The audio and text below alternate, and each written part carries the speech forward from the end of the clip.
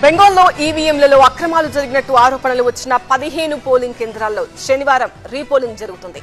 EC నియమించిన కేంద్ర ఎన్నికల పరిశీలకులకు వ్యతిరేకంగా సుప్రీంకోర్టులో టీఎంసీ పిటిషన్ దాఖలు చేసింది. బెంగాల్ అసెంబ్లీ ఎన్నికల కౌంటింగ్ వేళ హైడ్రామా కొనసాగుతుంది.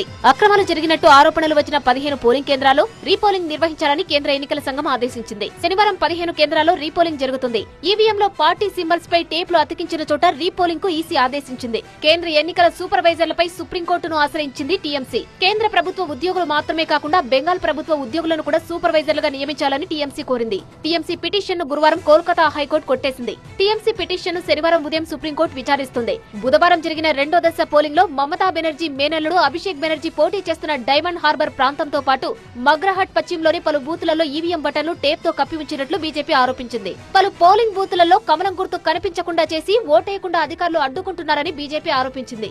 ఈ ఘటనపై దర్యాప్తు చేసిన ఈసీ ఆయా పోలింగ్ కేంద్రాల్లో రీపోలింగ్ నిర్వహించనున్నట్లు ప్రకటించింది. కొల్తా నియోజకవర్గంలోనే మరో 30 బూతులలో కూడా మళ్లీ పోలింగ్ నిర్వహించే అవకాశం ఉన్నట్లు అధికార వర్గాలు వెల్లడించాయి. అయితే దీనిపై ఈసీ ఎటువంటి అధికారిక ప్రకటన చేయలేదు. స్ట్రాంగ్ రూమ్ల దగ్గర పారామిలిటరీ బలగాల భద్రత కొనసాగుతుంది.